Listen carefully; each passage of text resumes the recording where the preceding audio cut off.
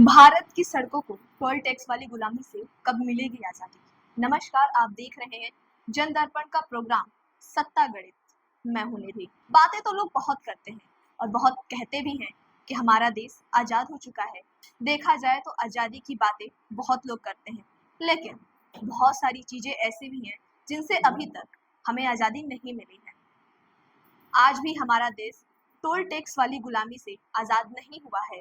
हर साल लोग उतना टोल टैक्स भरते हैं जितना पाकिस्तान जैसे देश का कुल रक्षा बजट भी नहीं है। भारत में 1,46,000 किलोमीटर लंबे 599 नेशनल हाईवेज हैं और 1,79,000 किलोमीटर लंबे स्टेट हाईवेज हैं और 5,500 किलोमीटर के 44 स्टेट एक्सप्रेस रेंज हैं, जो इस टोल टैक्स वाली गुलामी से आज भी संघर्ष कर रहे हैं। खास बात आपको बता दें कि इन हाईवेज और एक्सप्रेस से हर साल लगभग 60,000 करोड़ रुपए की वसूली होती है। टोल टैक्स के रूप में वर्ष 29 से 30 तक 1,30,000 करोड़ रुपए तक पहुंचने का अनुमान है। अब इन हाईवेज को अनलॉक करने की जरूरत है। क्या आपने कभी सोचा है, सड़कें, रोड, अस्पताल, स्कूल, हाईवेज बनाने के लिए जब हम सरकार को इनकम टैक्स देते हैं, रोड टैक्स देते हैं, सामानों पर जीएसटी देते हैं, अलग अलग टैक्स देते हैं, तो सवाल यह भी उठता है कि जो कंपनियां हाईवेज बनाती हैं, नेशनल हाईवेज बनाती हैं, स्टेट हाईवेज बनाती हैं, वो हमसे टोल टैक्स क्यों लेती हैं, जब हम यह सब बनाने का टैक्स सरकार को पहले ही दे दिए होते हैं। इतने सारे टैक्स दे रहे होते हैं, रोड पर चलने के लिए टैक्स दे रहे होते हैं, तो यह टोल टैक्स क्यों? देखा जाए तो यह बहुत ही बड़ी बेईमानी है, जिसके खिलाफ आज से ही हम स्वतंत्रता आंदोलन कर रहे हैं, जो आपके लिए और हमारे लिए भी है।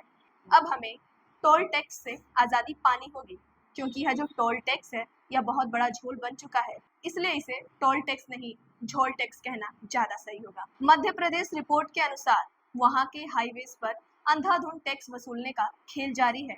टोल कंपनियां सड़क निर्माण पर लागत से कहीं ज्यादा टोल टैक्स वसूल रही हैं। इतना ही नहीं, टोल टैक्स वसूली की डेडलाइन भी तैयार कर रखी है।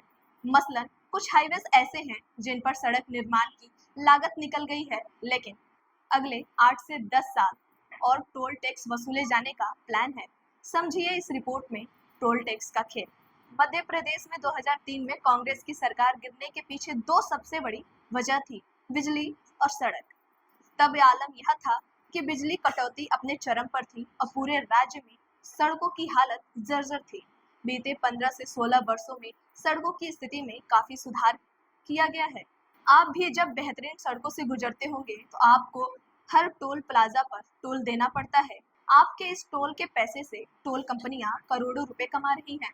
टोल कंपनियां और सरकार की कमाई का अंदाजा इसी बात से लगाया जा सकता है, टोल से इन्हें सड़क निर्माण की लागत काफी पहले ही निकाल ली है, लेकिन टोल का खेल अभी भी जारी है।